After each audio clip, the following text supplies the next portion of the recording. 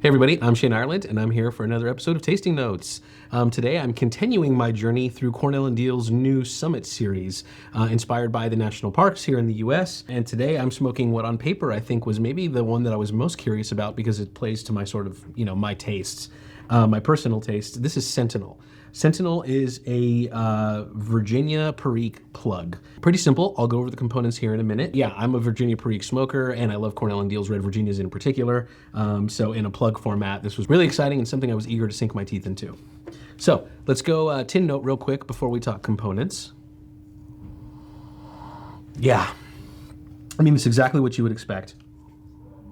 Malty, sweet, a little bit of a citrus zest, maybe like a lemon zest kind of a thing. A little bit of earthiness, a little bit of dark fruit maybe. Pretty unassuming, but it's got all of those sort of malty and like bready and like kind of bakery aromas that I associate with really good Red Virginias. Comforting and inviting. So the plug format, I'll come back to in a second too, but that's kind of what ties the whole Summit series together. And one of the best things about that format is that you have total control over how you cut it. You can cut it across the grain or with the grain, thin, thicker. You can cube cut what comes out of that. Like, it's a really cool way to experiment with different cuts for different pipes, maybe different chamber sizes, and just kind of see what it really does to a blend when you change the cut, because the experience can be very different. The other thing that's cool about plugs is that they will age differently than a flake or a ribbon cut or even a ready rub. Because they're pressed and condensed, I think that, opening your tin and moving part of the plug into a jar, it's going to maintain that moisture content pretty much indefinitely because of that sort of compression. It also will age much more slowly and more gracefully over a very long period of time. There's less surface area for the oxygen to sort of react to. So even if you move it out of the tin and into a jar where there's a little bit of oxygen in that jar, you're going to find that it has really long legs and it's going to last a really long time. And that's kind of the cool thing. Plugs were originally sort of invented as a preservative measure. So Sentinel is composed of two different grades of Red Virginias, both from 2021, and long cut Perique from 31 Farms in Louisiana, genuine St. James Parish Perique. As with the Summit series blends that I've smoked previously, and pretty much every Cornell and Diehl like Virginia at this point, I am maybe aerating the tobacco a tiny bit before packing the bowl, but I'm not giving it any real serious dry time. I want to preserve all of the oils and all of the nuance that these tobaccos have, and I think that they take to the flame well and are very easy and sort of maintenance free, even at the moisture content directly out of the tin. Because it is in a plug format, I do the aeration for sure, maybe even a little bit more than I would if it was a flake, and then I think that it's easy to pack and light after that.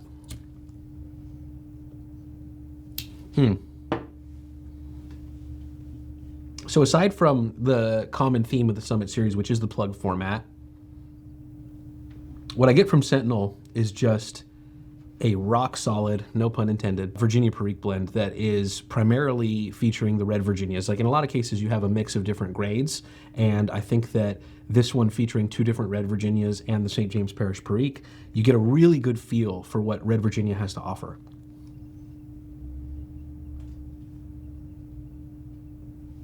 So again, for me, that is less of a grassy character and maybe a little bit less of that sort of zesty citrus sort of a note, and it's a lot more on the malty side and the bready side. The Red Virginias are definitely the star of the show right off the bat.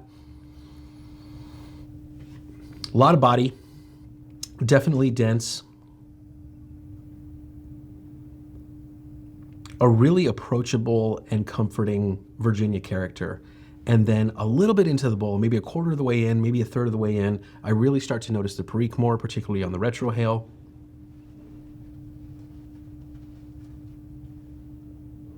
You start to get like a little bit of that pepper tingle, a little bit of some earthy notes, some loamy character, and I think the malty notes from the Virginias sort of prop up the dark fruit and maybe like plummy, figgy kind of a vibe that you get from the Perique. Together though, I think it's really great. They complement each other well. There's a reason that Virginia Perique is such a common, pairing, let's say, in blending.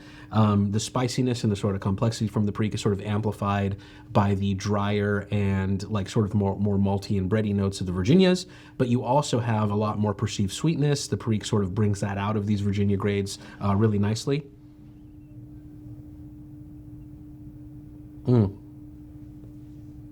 Again, I try not to throw this word out a lot, even though it does tend to happen, but balanced. So this is one that is balanced. I would not necessarily say that this is going to blow your mind in terms of complexity, but I don't think that that's the point either. It is sort of a quintessential Virginia Perique blend, and it really showcases the best of both of those worlds, particularly red Virginias paired with Perique. Today I'm smoking Cornell Diehl Summit Series Sentinel in a little sandblasted Eltang Basic. Really great pipe, very versatile, very utilitarian. And this one in particular has seen a lot of Virginia bulls through it, so it's really liking Sentinel for sure. So yeah, as the bowl progresses, I do notice a lot more of the natural sweetness from the red Virginias. That balances out the sort of like bakery type flavors and the breadiness really well. A lot more complexity on the retrohale from the Perique. This is just, if you're a Virginia fan, if you're a fan of Cornell and Diehl's Virginias in particular, this is a no fuss, very approachable and very reliable Virginia in a format that is versatile. And I think that's the point.